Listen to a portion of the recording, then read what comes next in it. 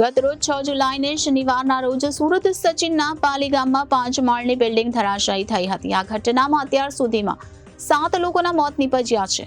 કાલ બપોરથી આજે સવાર સુધી રેસ્ક્યુની કામગીરી ચાલી હતી. હાલમાં કાટમાળ ખસેડવાની કામગીરી શરૂ છે. કોઈ વ્યક્તિ કાટમાળ નીચે હોય તેવું હાલ તંત્ર પાસેથી જાણવા મળ્યું નથી. સુરતમાં સચિનના પાલી ગામમાં આવેલી 5 માળની બિલ્ડિંગ 6 જુલાઈની બપોરે 2:30 વાગ્યાના અરસામાં ધરાશાયી થઈ હતી. આ બિલ્ડિંગ ધરાશાયી થતા ભૂકંપ આવ્યો તેવો સ્થાનિકોને ડર લાગ્યો હતો. દરમિયાન ધરાશાયી બિલ્ડિંગના કાટમાળમાં કેટલાક લોકો ફસાતા ફાયર બ્રિગેડની ટીમ દ્વારા ગણતરીની મિનિટોમાં રેસ્ક્યુ ઓપરેશન હાથ ધરવામાં આવ્યું હતું. પોલીસે બિલ્ડિંગના માલિક રાજ રસિક કાકડિયા, રમીલાબેન અને રસિક કાકડિયા સામે ગુનો દાખલ કર્યો છે. આ ઉપરાંત બિલ્ડિંગની દેખરેખ રાખનાર અશ્વિન વેકરિયા વિરુદ્ધ પણ ગુનો નોંધાયો છે. આ બિલ્ડિંગ જર્જરિત હોવા છતાં 6 મકાન ભાડે આપી દેવાયા હતા. બિલ્ડિંગમાંથી 5 થી 7 પરિવાર રહેતા હતા અને દુર્ઘટના બાદ રેસ્ક્યુ ટીમ દ્વારા એક મહિલાને જીવિત બહાર કાઢવામાં આવી હતી. બીયુ પરમિશન વિનાની બિલ્ડિંગ સીલ કરવાના બદલે પાલિકાએ માત્ર નોટિસ ચોંટાડી રહીશોને મોત આપ્યું છે.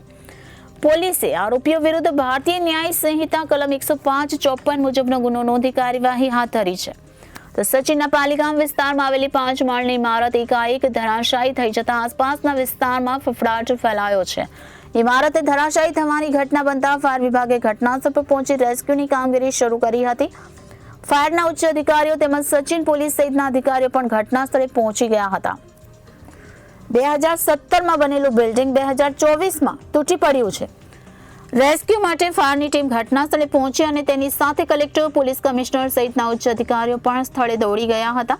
કાટમાળ નીચે લોકો ફસાયાની આશંકા રાખીને લાઈવ ડિટેક્ટરથી સર્ચ કરાયું હતું, જેમાં કાટમાળ નીચે કેમેરો નાખીને શોધખોળ કરતા પહેલો મહિલાનો મૃતદેહ મળી આવ્યો. જે બાદ વધુ લોકો અંદર હોવાની શંકાએ તંત્રએ રેસ્ક્યુની કામગીરી તેજ કરી હતી. ત્યારે ગત રોજ 6 જુલાઈને શનિવાર સુરત સચિનના પાલી ગામમાં 5 માળની બિલ્ડિંગ ધરાશાયી થઈ અને આ ઘટનામાં અત્યાર સુધીમાં 7 લોકોના મોત નીપજ્યા છે.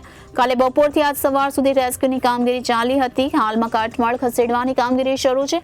કોઈ વ્યક્તિ કાટમાળ નીચે હોય તેવું હાલ તંત્ર પાસેથી જાણવા મળ્યું નથી, પરંતુ બિલ્ડિંગ પડી જવાના મામલે કાટમાળમાંથી 7 મૃતદેહ કાઢવામાં આવ્યા છે અને બિલ્ડિંગ ધરાશાયીમાં 7 લોકોના મોત નીપજ્યાનું પણ જાણવા મળી રહ્યું છે અને હાલ કાટમાળ હટાવવાની કામગીરી યથાવત જોવા મળી રહી છે.